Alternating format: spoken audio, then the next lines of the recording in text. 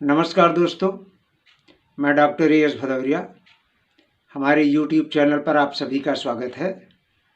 दोस्तों, सबसे पहले तो हम ये कहना चाहेंगे कि यदि आप हमारे चैनल को सब्सक्राइब नहीं किए हैं अभी तक, तो उसे सब्सक्राइब कर लें। और अब आगे हम ये कहना चाहेंगे कि दोस्तों, हम आज निष्ठा प्रशिक्षण के 13वें मॉड्यूल पर बात करने जा रहे हैं आपसे। निष्ठा प्रशिक्षण का 13वां मॉड्यूल है स्कूल लीडरशिप, विद्यालय नेतृत्व, संकल्पना और अनुप्रयोग। दोस्तों, विद्यालय नेतृत्व, स्कूल लीडरशिप का समूची शिक्षण प्रक्रिया में बहुत महत्व है।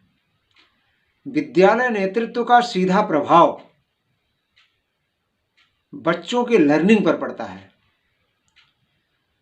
तो इस विद्यालय नेतृत्व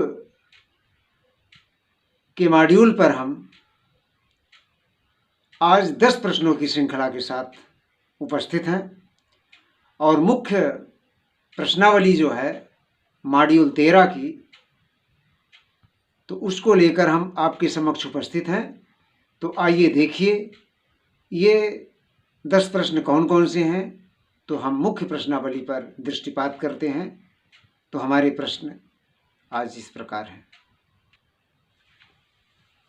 तो दोस्तों, ये हमारा पहला प्रश्न है, विद्यालय के स्टाफ के साथ दल अधिगम की प्रक्रिया का समेकन करने के लिए उचित अवसर क्या है?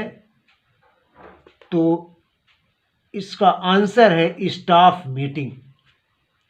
इसमें आप टिक करेंगे तो आपका उत्तर बिल्कुल सही होगा। इसी तरह प्रश्न क्रमांक 2 है, विद्यालय नेतृत्व का सीधा प्रभाव छात्र अधिगम पर पड़ता है। अर्थात विद्यालय नेतृत्व का सीधा प्रभाव स्टूडेंट की लर्निंग पर पड़ता है। इसका अर्थ क्या है? तो इसमें आपको टिक करना है, विद्यालय प्रमुख द्वारा कक्षा में शिक्षण अधिगम प्रक्रिया में सम्मिलित होना। इसे आप करेंगे तो आपका आंसर बिल्कुल सही होगा, 1 नंबर आपको मिलेगा। तो प्रश्न क्रमांक 3 है, विद्यालय विकास योजना, विद्यालय विकास योजना किसके लिए उपयोगी है? किसके लिए उपयोगी है? तो वो है, किसके लिए उपयोगी नहीं है? विद्यालय विकास योजना किसके लिए उपयोगी नहीं है? तो ये है केवल प्रशासकीय उद्देश्यों के लिए उपयोगी नहीं है। तो किसके लिए उपयोगी है ये हम जान लें। विद्यालय विकास योजना किसके लिए उपयोगी है ये हमें जानना आवश्यक है। तो यह है विद्यालय का विजन निर्मित करने में विद्यालय विकास योजना उपयोगी है। विद्यालय से संबंधित क्षेत्रों का आकलन करने में विद्यालय विकास योजना उपयोगी है। विद्यालय में उपलब्ध संसाधनों का आकलन करने में भी विद्यालय विकास योजना उपयोगी है। तो इसका जो प्रश्नोत्तरी का आपका उत्तर है, तो आप इसमें टिक करेंगे केवल प्रशासकीय उद्देश्यों के लिए। विद्यालय विकास योजना किसके लिए उपयोगी नहीं है, तो आप इसमें टिक करेंगे, आपको 1 अंक मिल जाएंगे।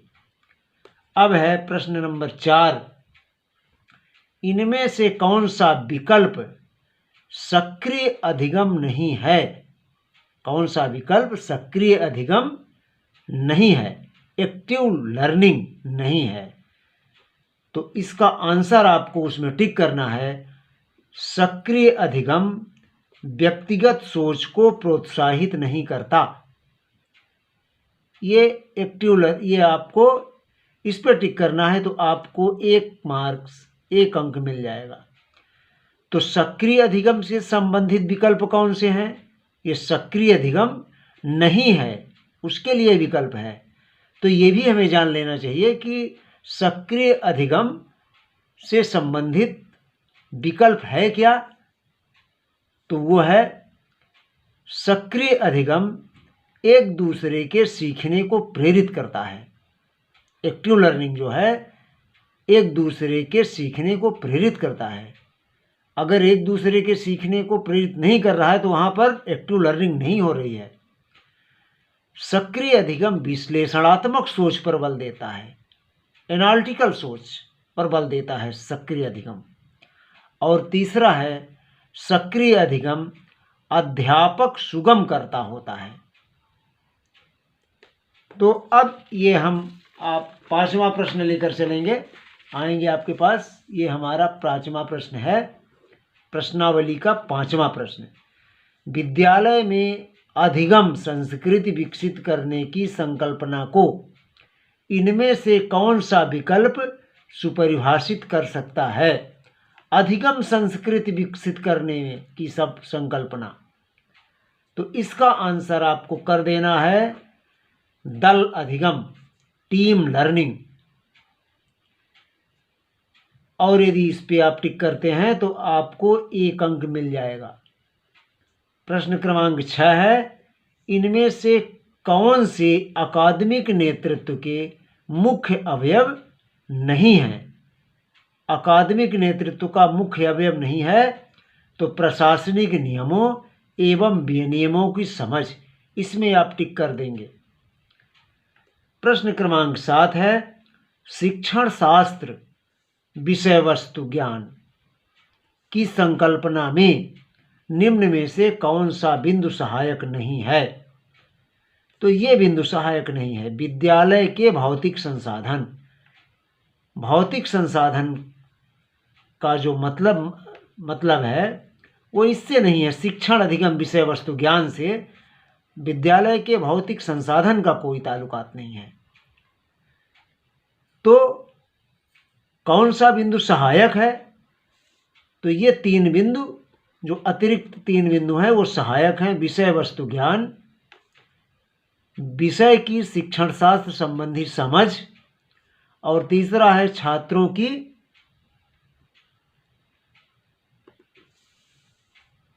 ये देखिए फिर से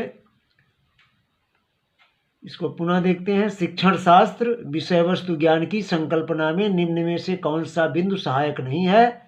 तो आपको टिक करना है विद्यालय के भौतिक संसाधन। विद्यालय के भौतिक संसाधन का विषय वस्तु ज्ञान से कोई संबंध नहीं है। तो सहायक बिंदु कौन से हैं? तो सहायक बिंदु ये 3 हैं, विषय वस्तु ज्ञान, विषय की शिक्षण शास्त्र संबंधी समझ, और छात्रों की अधिगम संबंधी आवश्यकताएं एवं विविधता। अब हमारा 8वां प्रश्न है, स्वयं को विद्यालय या अध्यापक नेतृत्वकर्ता के रूप में विकसित करने हेतु 3 मुख्य अवयव क्या हैं? तो स्वयं को विद्यालय नेतृत्वकर्ता के रूप में विकसित करने के लिए 3 जो मुख्य अवयव हैं वो है, पहला ज्ञान, कौशल और अभिवृत्ति। अब प्रश्न क्रमांक 9 है,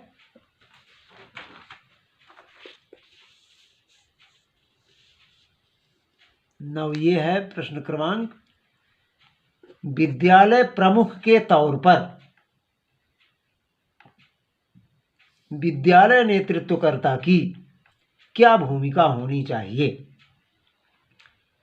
तो विद्यालय प्रमुख के तौर पर विद्यालय नेतृत्वकर्ता की जो भूमिका होनी चाहिए वो ये है, लीडर बाई पोजीशन के साथ साथ लीडर बाई एक्शन होना। ये आप करेंगे तो इस पर भी आपको 1 अंक मिल जाएगा। अब हमारा है प्रश्न क्रमांक 10, प्रभावशाली नेतृत्वकर्ता बनने के लिए स्वयं के कौन से 2 महत्वपूर्ण गुण आवश्यक हैं?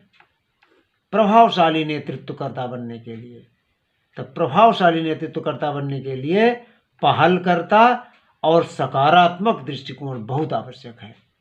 इस प्रकार दोस्तों, हमारा ये निष्ठा प्रशिक्षण का जो 13वां मॉड्यूल है, उस पर आधारित जो ये 10 प्रश्नों की ये जो मुख्य प्रश्नावली थी, वो यहाँ पर संपन्न होती है। और यदि आप इस पर इसी प्रकार से अगर हल करेंगे जो हमने बताया है, तो निश्चित रूप से इसमें आपको 10/10 मार्क्स मिल जाएंगे। तो दोस्तों, आप हमारे इस चैनल से आप जुड़े रहें। हमारे चैनल पर आपको बहुत ही उपयोगी स्टडी मटेरियल मिलते रहेंगे। तो निष्ठा प्रशिक्षण तो है ही, निष्ठा प्रशिक्षण के अतिरिक्त हम बहुत सारे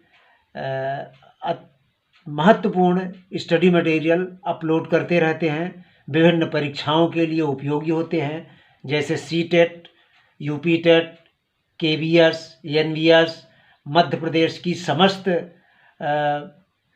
वर्ग 1, वर्ग 2 एवं वर्ग 3 की परीक्षाओं के लिए, तथा मध्य प्रदेश में होने वाली एरिया एजुकेशन ऑफिसर और विभिन्न शैक्षिक एग्जाम्स के लिए हमारा ये चैनल आपके लिए बहुत ही महत्वपूर्ण सिद्ध होगा। तो दोस्तों, हमारे चैनल से आप जुड़े रहें, और यदि सब्सक्राइब न किए हों तो सब्सक्राइब कर लें। इसी के साथ धन्यवाद।